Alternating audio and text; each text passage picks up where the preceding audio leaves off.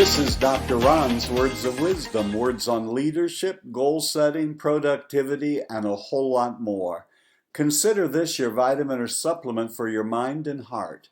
And wherever and however you download podcasts, would you please subscribe to Dr. Ron's Words of Wisdom and tell your friends about it and get them to subscribe? And if you would go and leave a rating and a brief written review, it'll be very, very helpful and greatly appreciated. The question for today is this: do you have a problem?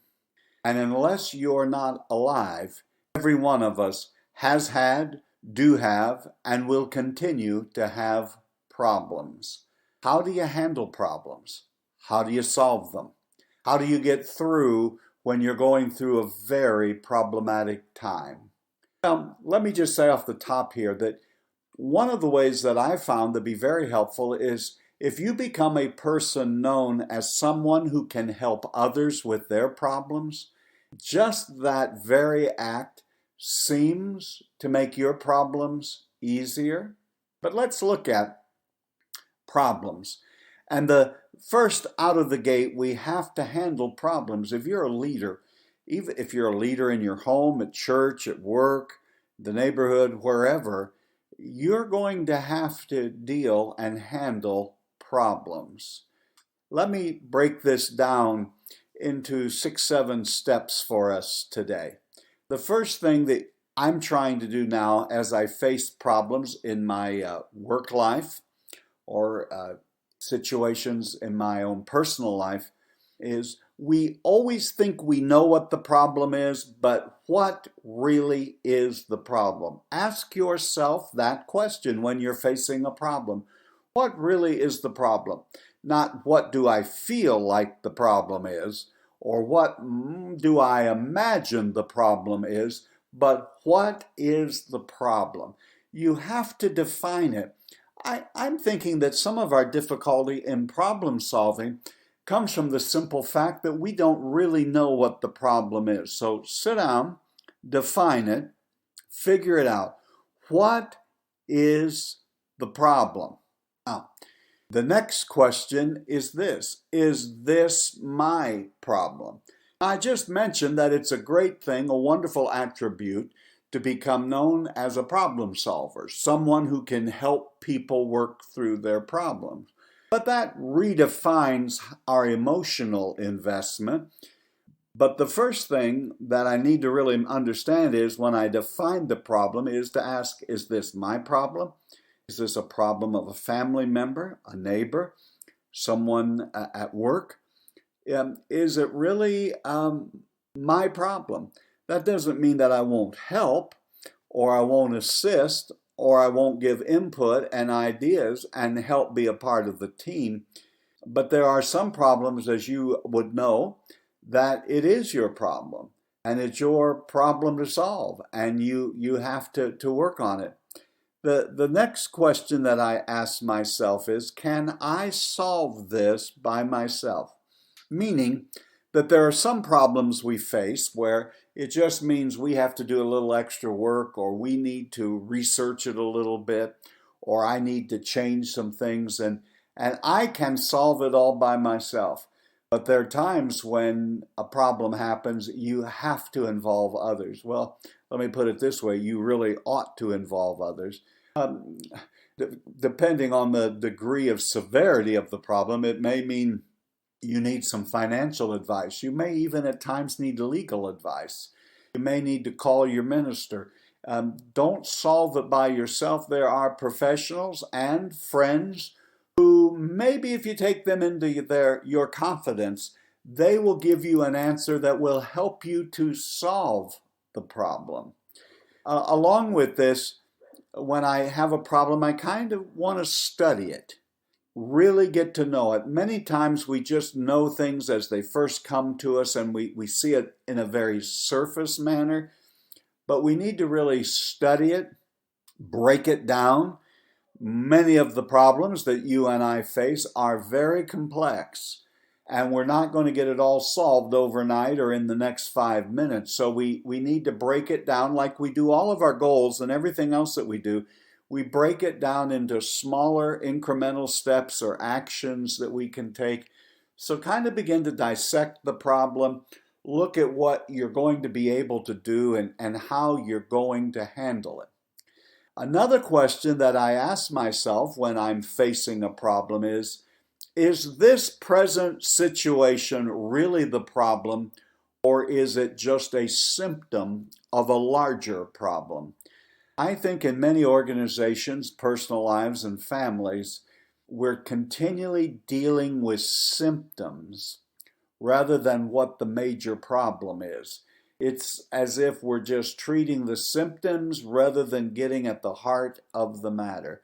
It'd be a good question to ask yourself before you get too far afield, is what I really understand and what I'm dealing with at the present, is it really the problem, or is there something else larger that I'm ignoring that I need to get my hands on, get my mind around, and begin solving the bigger problem?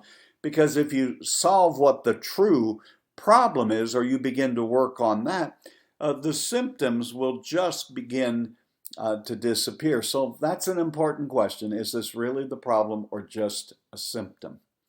Another question I ask myself is this an old problem or is this a reoccurring problem? Have I been dealing with this same issue for a month, for years, for decades of my life? Then why does it keep repeating itself? What blind spot do I have in my life that allows this to just continually reappear? There are many times that rather than solving the problem, we sort of covered it up, or we handled the immediacy of one of the symptoms and have given ourselves the distinct impression that we actually solved the problem when in fact we did not solve the problem. We really didn't get to the heart of the problem. So I would say if you're continually having financial problems, keep incurring debt, there's something larger going on that really needs you to address.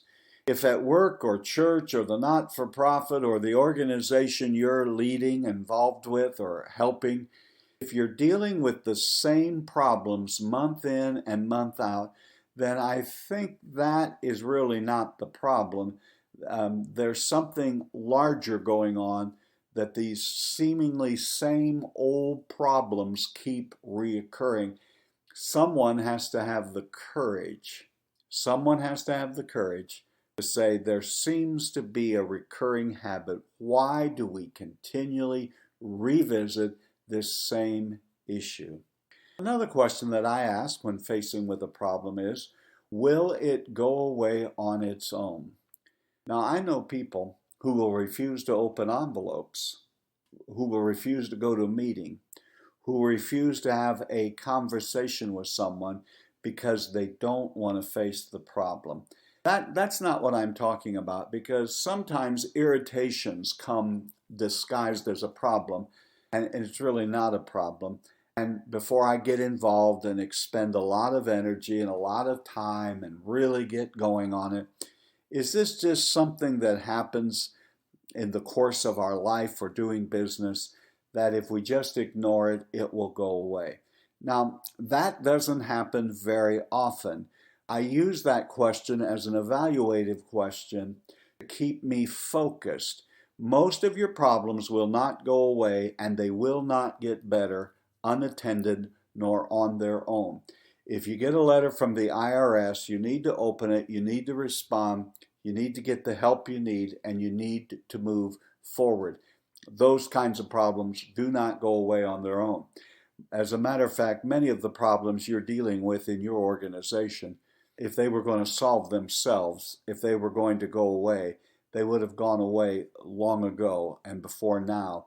And so if you just think by ignoring it that it's going to get better, that is not true. It will not go away on its own. But that's a good question to ask.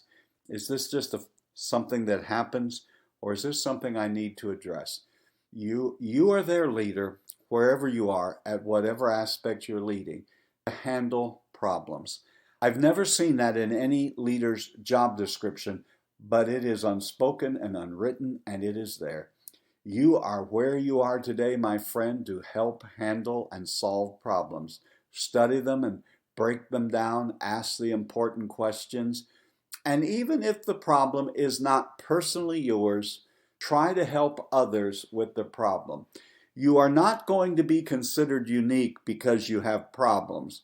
Everyone has problems. You will be considered a unique leader and a strong leader if you learn how to handle them, solve them, go through with faith and holding your head up high, sticking with a plan, working your way through it. Don't ignore it. Don't keep whistling as you go along thinking this will be okay. You are there to solve it, to work it through, and to get it solved and worked out. And I know you can do it. This is a skill set. If you don't presently have it, you can certainly develop it. You've been listening to Dr. Ron's Words of Wisdom, words on leadership, goal setting, productivity.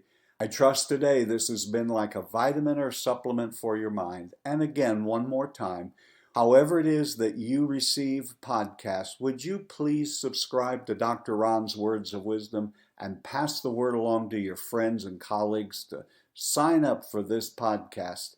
If you could leave a rating and a review, it would be awesome and very helpful. The question today isn't whether you have a problem. The question is, are you going to face it and work your way through it? And leader, you can do it. You're doing better than you think you are. Until next time, this is Dr. Ron saying, have a great and blessed day.